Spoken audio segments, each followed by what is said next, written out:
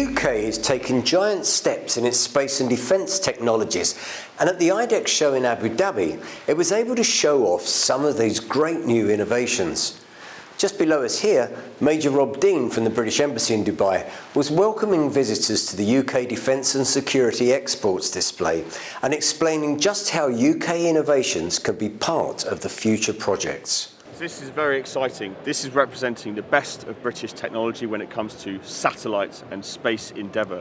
What we have over here is a company called Exobotics, and they produce small and very, very critical space enabling components, from thermal chambers through to smaller components.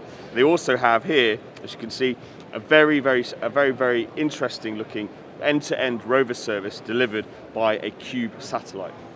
Over here to my left, there's a company called Nano Avionics, and they are offering through their pre-configured bus, and they offer the ability for a customer to get their payload, get their sensor, their antenna up into space quickly, easily, and with a minimal amount of pre-configuring required.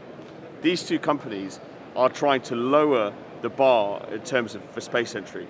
We're trying to make it cheaper, more cost effective, and of course lowering that complexity and offering space as a service to get your needs into space as quickly as possible. So Exobotics, they are keen to have something on the moon in the next 10 years.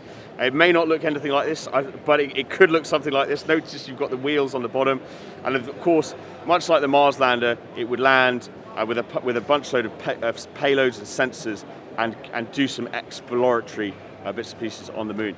The Nano Avionics 6mu box, much like a piece of Lego, depending on how big your payload is or how much power you require, it can easily be built together like Lego bricks, 2, 3, 4, 5, 6, etc. This is very exciting, scalable and modular technology that makes life a lot easier for the consumer and more accessible. So some products are not so tangible, but Horizon Technologies was present and was able to talk data and SATCOMs. Indeed, at the IDEX show, it received an order for a flying fish sat phone and geolocation system for use on surveillance aircraft. Now, let's hear from the CEO. Hi, I'm John Beckner. I'm the CEO of Horizon Technology. We're a Reading-based UK small business, and we're the prime contractor for the AMBER program. The AMBER program is a joint private-public partnership with the UK government. So we are sponsored by the Satellite Applications Catapult in Harwell, and we have a program called the IOD-3 program. Actually, we go into orbit in August of this year, and it's a signals intelligence payload. So our customer is the National Maritime Information Center in Portsmouth. It's the Royal Navy, essentially, and we will be providing maritime domain awareness data to those customers.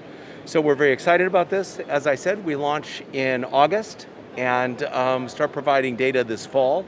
And it's quite exciting. And it'll be a product that we sell, this data product, both to the UK and naturally to allied nations.